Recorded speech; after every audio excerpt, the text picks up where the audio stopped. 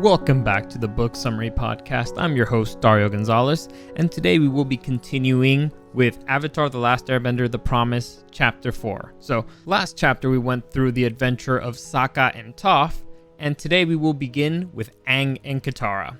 So, with Aang and Katara, we pick up their story a few days after they separate from Toph and Sokka, and they arrive at the capital city of the Earth Kingdom, Ba Sing Se. As they arrive at Ba Sing Se, they're trying to find a place to sleep, and they decide, you know what, let's just head up to Uncle Euro's tea shop, the Jasmine Dragon, and we'll ask if we can stay with him for the night. However, they're interrupted by a couple of girls who inform them that they are the co-founders of the Avatar fan club, the official Avatar Aang fan club. So they invite him to stay over at their club's house.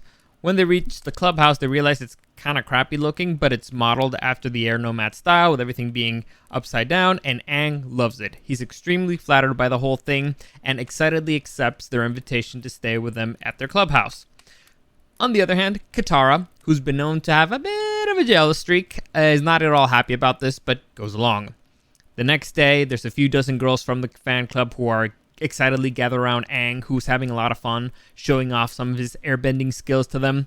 And when he starts playing an Air Nomad flute that one of the girls brought in, they all get super excited and they start having a small little dance party that everybody's having a lot of fun in, except for Katara, who's had been sulking in the corner the entire time, hating all the attention that Aang's getting from a bunch of cute girls. Anyway, after she realizes, you know what, this is just, it's been too long, it's enough. She gets up and reminds Aang that they have to go to meet with the Earth King.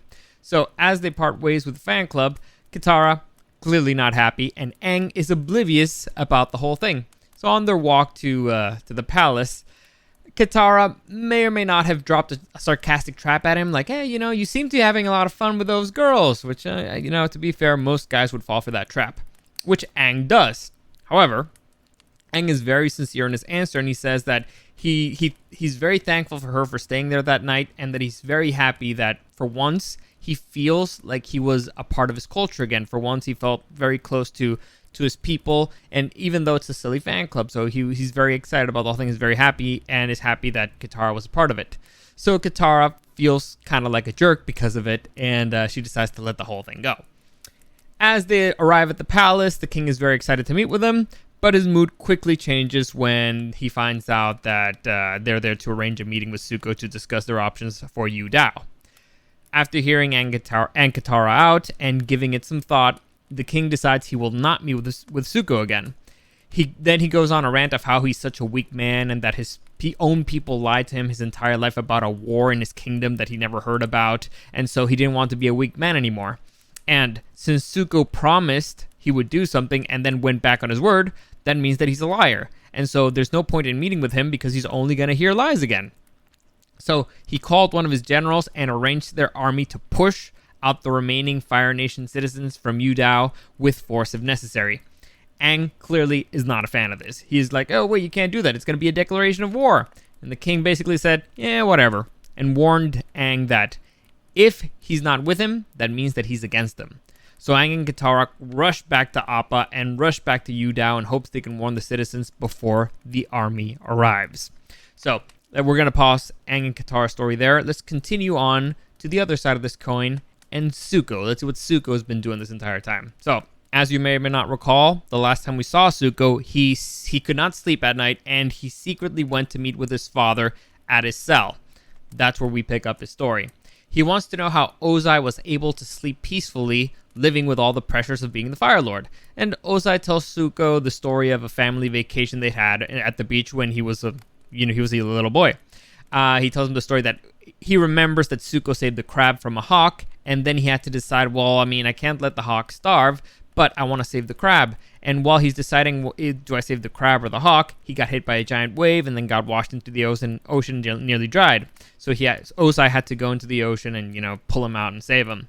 So Zuko was like, what the hell does that have to do with anything? And Ozai's like, I already told you, so get the hell out of here. He asks him to leave because he's tired and come back the next day with more tea. The next day, Zuko returns with an answer to the riddle he believes that he was dropped by, that his father dropped. And his answer was that he should have chosen the hawk because it was the stronger, nobler animal, like the Fire Nation. So he should have been on the side of the stronger one. Osai then said, "You know what? You're kind of only half right. That it wasn't the choice that he made, but his inability to choose that was affecting him. Also, and more importantly, it was the fact that he needs to learn that as the Fire Lord, whatever decision he makes is the right decision." This leads to a conversation with Zuko saying that things are bigger than the Fire Lord, and Osai letting Zuko know that he knows about the Harmony Restoration movement and how the Earth King will respond with war, so he needs to fiercely defend his people in Yudao. And Zuko claims that he doesn't think it'll come to that, and that he has faith in the Avatar that things will come to a peaceful resolution. Osai then goes on a rant about how the Avatar is a relic of an ancient time and that his obsession with balance is holding back the progress of natural selection, basically. And Zuko claims that it doesn't matter, that he trusts Aang and that he's been mostly right about everything so far. So Osai lets Zuko know that he sickens him and demands that he leaves his presence. Zuko then is like, "What the hell? You are kicking me out. You're the prisoner in this situation." But Osai cuts him off and yells at him to leave. So Zuko leaves with his tail between his legs, basically.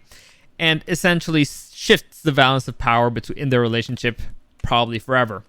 The next day, Zuko is visited by May at the throne room. And she tells him that she knows about his secret meetings with his father and that she's tired of him keeping secrets from her. So she dumps him. Zuko does not take this very well. He's not happy about this, so he orders May to stay, which he later regrets and realizes was kind of stupid, and which she completely ignores. From the shadows, Suki then jumps out and gets on her knees in front of Zuko. You may or may not remember, Suki is Sokka's girlfriend, who at the moment is her and the rest of the Kyoshi warriors are Zuko's bodyguards. Anyway, she jumps from the shadows, gets on her knees, and confesses that she was the one who told May about his secret meetings with Ozai, but only because she thought that May already knew, and because she wanted him to talk to Zuko about it. She also shared that she followed him the night before to see what he was doing in the middle of the night, and the reason that she did it is because the Kyoshi warriors, and her specifically, were very worried about him. As she reaches out for his hand, a Fire Nation general bursts into the room and informs Zuko that the spies that he sent to the Earth Kingdom just confirmed that the Earth King's army is on its way to Yudao. So Zuko, realizing that his father was right once again, calls for his army to set sail to Yudao. And I think that's a good place to stop. From this point on, the stories will be mixing up quite a lot again, so I will probably switch how I'll be sharing them. But the important thing is that you remember, on Aang and Katara's side, the Earth Kingdom's army is on its way to Yudao, so they're on their way to Yudao. On Zuko's side, his army is on the way to Yudao, and Toph and Sokka are kind of hanging out on the outskirts of Yudao because they're like, well, we don't really have much to do now anyway. So that's it for today. As always, thank you for joining me, and I'll see you again next time.